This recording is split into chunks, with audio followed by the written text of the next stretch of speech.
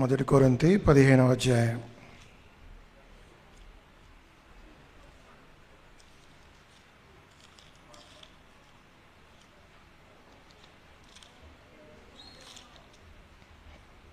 పదవ వచనం. మొదటి కొరింథీ పౌలు కొరింథీయులకు రాసిన మొదటి పత్రిక 15వ అధ్యాయం 10వ వచనం. వీలైతే అందరం కలిసి.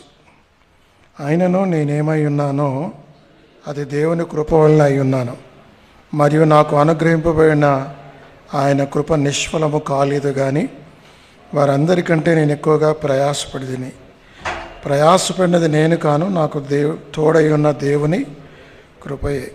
పరమ తండ్రి, నీకు వందనాలు. యేసుక్రీస్తుని బట్టి మరలా ఈ సాయంకాలం మీ పాదముల చెంతకు వస్తున్నాం.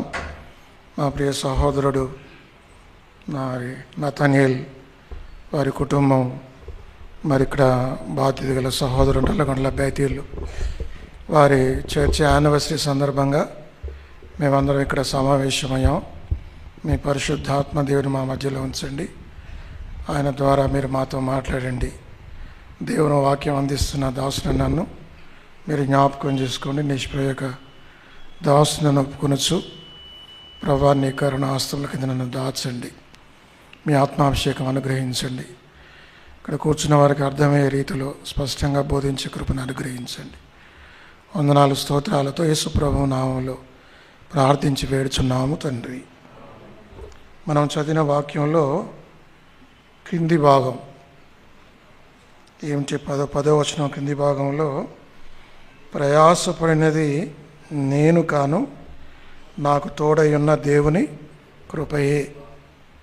కొన్నిసార్లు మనం ప్రయాసపడినప్పుడు ఒకంత అతిశయం మనకు రావచ్చు, ఒకంత గర్వం కూడా రావచ్చు. నేను కష్టపడటం వల్ల ఇంత పెద్ద సంఘాన్ని కట్టాను, లేదా ఇన్ని సంఘాలు కట్టాను, ఇంతమందిని రక్షణలోకి నడిపించాను, నా ద్వారా నేనే లేకపోతే అనే ఆలోచనలు కొన్నిసార్లు మనకు వస్తాయి. అయితే పౌలుకు కూడా అలాంటి అతిశయం రాబోయింది. కానీ వెంటనే ఆయన అన్నాడు, ఏమన్నాడు?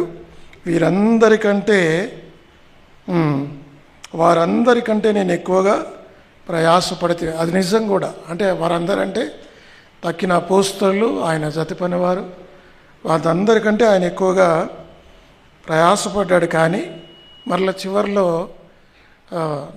అంటాడు, ప్రయాసపడినది నేను కాదు, నాకు తోడై ఉన్న దేవుని కృప. దేవుని కృప లేకుంటే మనకేది కూడా సాధ్యం కాదు. కాబట్టి ఆయన చెప్పిన మొట్టమొదటి మాట ఏమిటంటే, నేనేమై ఉన్నానో అది దేవుని కృపయే అని చెప్పాడు. కాబట్టి దేవుని కృప మొట్టమొదటిగా ఆయన రక్షించింది. చాలా అతిశయంగా ఉండేవాడు, చాలా కోపంగా ఉండేవాడు. గమలీయేలు పాదాల వద్ద ధర్మశాస్త్రాన్ని నేర్చుకున్నాడు. ఆయన పరిచయుడిగా ఉన్నాడు.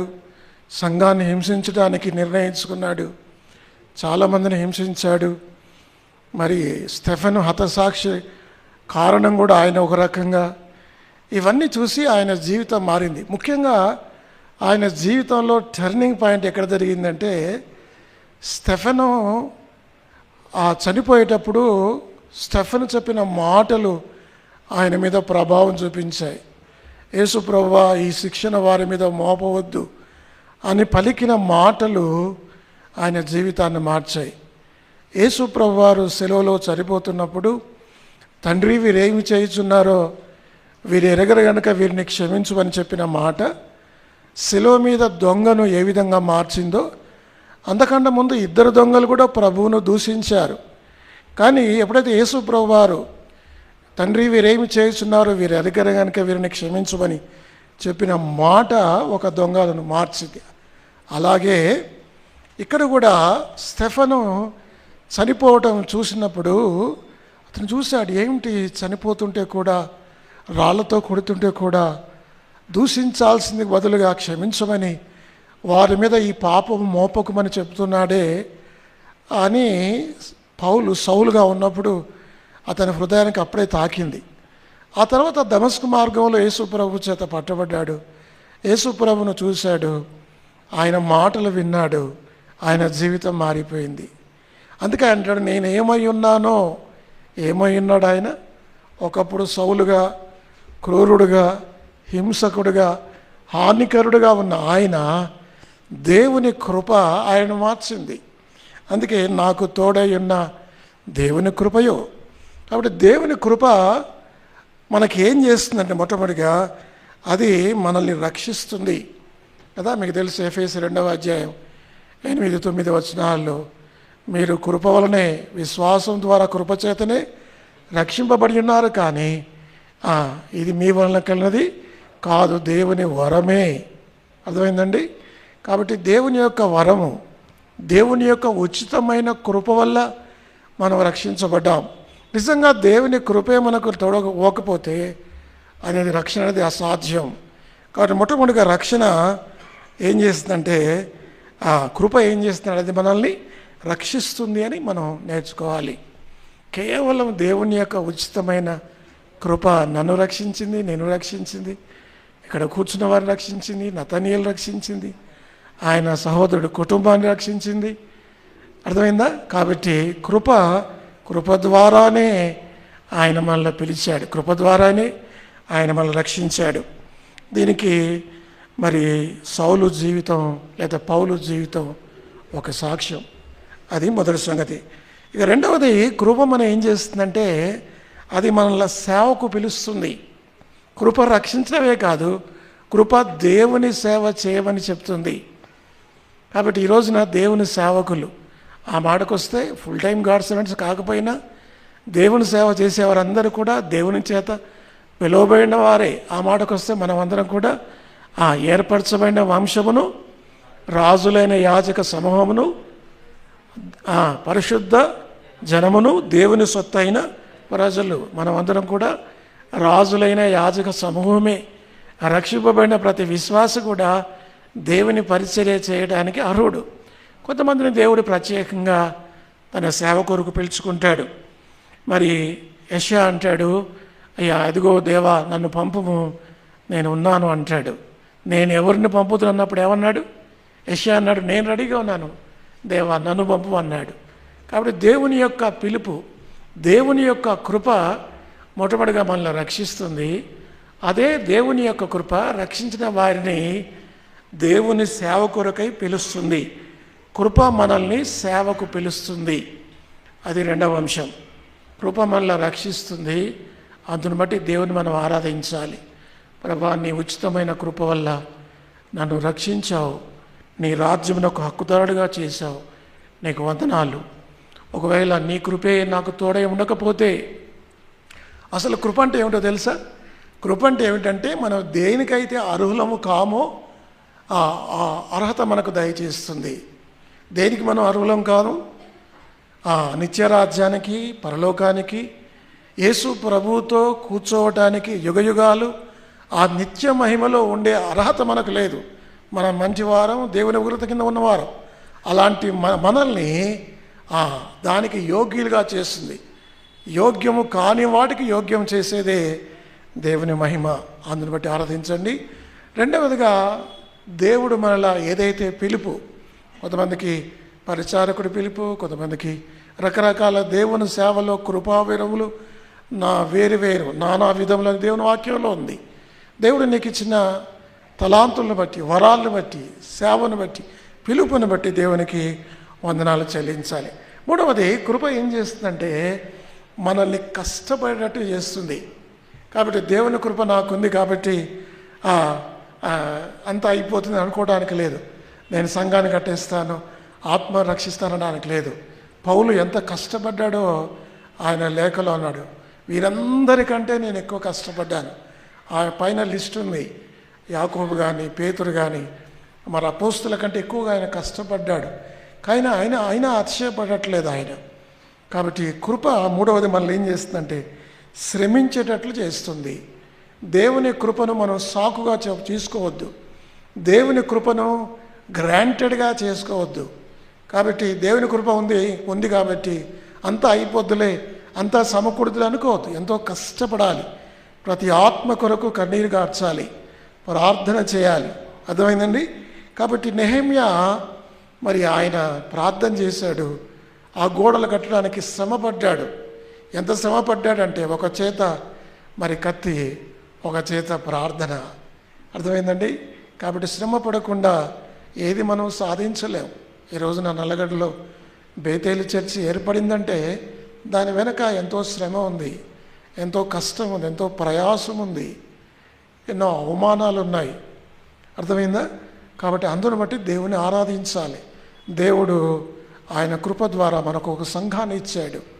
కాబట్టి ఆ సంఘం కూడా మరి శ్రమ లేకుండా, కష్టం లేకుండా, బాధ లేకుండా, కన్నీరు లేకుండా మరి ఊరికే తయారవ్వదు. దేవుడు సంఘాన్ని ఎలా ఇచ్చాడు? దేవుని సంఘం ఏర్పడటానికి దేవుడు తన స్వరక్తమిచ్చి సంపాదించిన సంఘమునుంది. అంటే సంఘం ఏర్పడటానికి దేవుడు తన రక్తాన్ని చిందించాడు. ఆదాము తన భార్యను పొందడానికి ఆయన ఏమీ చేయలేదు. ఆదాము హ్యాపీగా పడుకున్నాడు. దేవుడు గాఢ నిద్ర కలగజేశాడు. పక్కటి ఎముకల్లోంచి తీసి దేవుడే ఒక సుందరమైన, ఆయన కళ్ళు తెరిచి చూసరికి ఒక మంచి అందమైన భార్య ఆయన కనబడింది. ఆమెను చూడగానే ఆయనకు పాట వచ్చింది. నా ఎముకల్లో ఎముక, నా మాంసంలో మాంసం ఒక పాట పాడాడు. కానీ యేసుక్రీస్తు ప్రభువారు తన భార్య అయిన సంఘాన్ని స్థాపించడానికి ఆయన ప్రక్కటి ఎముకలో పొడిచారు. ఆదాము ప్రక్కటి ఎముకలో నుంచి హవ్వను వచ్చినట్లుగానే యేసు ప్రభువారిని పొడవటం వల్ల ఆ రక్తం కారింది. తద్వారా సంఘం ఏర్పడింది. కాబట్టి మూడవది, దేవుని కృప నన్ను శ్రమించేటట్టు చేసింది. ఒకవేళ దేవుని కృప లేకపోతే నేను ప్రయాసపడేవాడిని కాదు. అంటే పౌలు చెప్తున్నాడు, నాతనీయులు కూడా అదే చెప్తుండవచ్చు. కాబట్టి దేవుని కృప నిన్ను నన్ను ప్రభు పని కొరకై ప్రయాసపడేటట్టు చేసింది. అందును బట్టి కూడా మీరు ఆరాధించండి. నాలుగవది, దేవుని కృప విజయాన్ని ఇస్తుంది. ఎలాంటి విజయం అంటే, పౌలు అనేక సంఘాలు స్థాపించాడు. ఎలా స్థాపించాడు?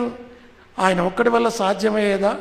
దేవుడు ఆయనకు తోడై ఉండకపోతే, దేవుని కృప ఆయనకు తోడై ఉండకపోతే, ఒకవేళ మనం ఎంత కష్టపడ్డా, ఎంత శ్రమపడ్డా, దేవుడు మనకు తోడై ఉండకపోతే మనం ఏమీ చేయలేం. ఉదాహరణకి యోసేపు జీవితంలో దేవుడు ఆయనకు తోడై ఉన్నాడు. 13 సంవత్సరాలు ఐగుప్తులో హింసలు, ఇబ్బందులు, చెరసాల వేదన అనుభవించాడు. చివరికి దేవుడు తోడై ఉండటం వల్ల సింహాసనం మీద ప్రధానమంత్రి అయ్యాడు. కాబట్టి దేవుని కృప తోడు కానంత వరకు కూడా మనం ఏ విజయం సాధించలేము. ఏదైనా విజయం సాధించాము, లేదా ఏదైనా మనం సంపాదించాము, ఏదైనా ప్రభు కొరకు విజయం సాధించాం అంటే నేను విజయం సాధించాను కాదు, ప్రభు కొరకు ఏదైనా చేశానంటే అది దేవుని కృపను బట్టి. ఇది 4వ అంశం. మొట్టమొదటిగా ఆయన కృప ద్వారా రక్షణ, రెండవది ఆయన కృప ద్వారా పిలుపు, మూడవది ఆయన కృప ద్వారా శ్రమ, నాలుగవది ఆయన కృప ద్వారా విజయం. తర్వాత 5వది, కృప ఏం చేస్తుందంటే వినయాన్ని నేర్పిస్తుంది, తగ్గింపు నేర్పిస్తుంది. ఆయన ఏమన్నాడు పౌలు? ప్రయాసపడినది నేను కాదు, నాకు తోడయున్న దేవుని కృపయే. అంటే ఎంత వినయం ఉంది. అదే నా బోధుడైతే హెచ్చించుకుంటాను, నేనే చేశాను, నేనే కష్టపడ్డాను, నేనే శ్రమపడ్డాను, నేను ఎంతో శ్రమపడితే కానీ ఈ సంఘాన్ని కట్టలేదు, ఇన్ని సంఘాలు కట్టలేదు, బోస్ట్ అవుతాం. కొన్నిసార్లు మనల్ని ఏం చేసుకుంటాం, ఎగ్జాల్ట్ చేసుకుంటాం.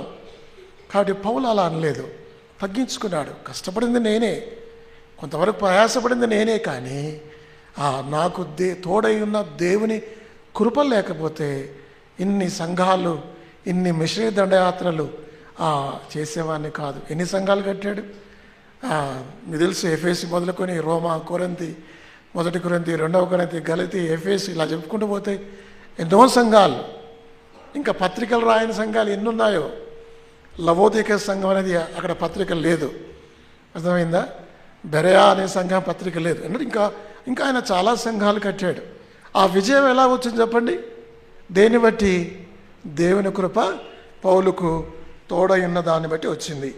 5వది, కృప వినయాన్ని, విధేయతను నేర్పిస్తుంది. అది 5వ సంగతి. 6వది, కృప నిరంతరం మనతోనే ఉంటుంది. చూడండి, నాకు తోడయ్యున్న దేవుని కృపయే. కాబట్టి దేవుని కృప నిరంతరము దేవుని బిడ్డలకు, ఆయనకు విధేయులైన వారికి, ఆయన కొరకు నమ్మకంగా జీవించే వారికి, పరిశుద్ధంగా జీవించే వారికి దేవుని కృప విడిచిపెట్టదు కదా. మనం రక్షణ పొందినప్పుడు పరిశుద్ధాత్మ దేవుడు మన లోపలికి వస్తాడు. అప్పటి నుండి ఆయన మనం చనిపోయేంత వరకు ఆయన మనల్ని విడిచిపెట్టాడు. ఒకవేళ సంఘం ఎత్తబడేంత వరకు, లేకపోతే మనం చనిపోయేంత వరకు పరిశుద్ధాత్మ దేవుడు ఎప్పుడు వస్తాడు? పెంతెకోస్తేలో డ్రమ్ము కొట్టినప్పుడు రాడు. పరిశుద్ధాత్ముడు ఒక విశ్వాసి, మీరు ఎఫెసీ 1:13లో మీరును సత్యవాక్యమును అనగా మీ రక్షణ సువార్తను విని ఆత్మచేత ముద్రించబడుతుంది. ఏ దినాన మనం మారు మనస్సు నిర్ణయం తీసుకున్నామో, పశ్చాత్తాపడ్డామో, ఏ దినాన యేసుక్రీస్తుని సొంత రక్షకుడు అంగీకరించామో ఆ దినము నుండి అప్పుడే పరిశుద్ధాత్మ దేవుడు వస్తాడు. ఈ రోజు నేను రక్షింపబడితే 1 సంవత్సరం తర్వాత రాడు ఆయన. అదే రోజులో అదే మూమెంట్లో వస్తాడు. ఆయన ఎప్పటిదాకా మనతో ఉంటాడంటే ఎప్పుడు మనతో ఉంటాడు. మనం చనిపోయేంత వరకు ఉంటాడు. ఒకవేళ మనం పరిశుద్ధాత్మకు లోబడకపోతే ఆయన బాధపడతాడు, ఆయన ఏడుస్తాడు. పరిశుద్ధాత్మని దుఃఖపరచకుడి అని ఉందిగా బైబిల్లో. ఆత్మను ఆర్పకుడి. ఆయన బాధపడతాడు కానీ ఆయన మళ్ళీ విడిచిపెట్టాడు. అలాగే దేవుని కృప కూడా మళ్ళీ విడిచిపెట్టదు. దేవుని కృప ఎల్లప్పుడూ, పౌలు అంటాడు, నాకు తోడయున్న దేవుని కృప ఎల్లప్పుడూ మనతోనే ఉంటుంది. దీన్ని బట్టి కూడా మీరు ఆరాధించాలి.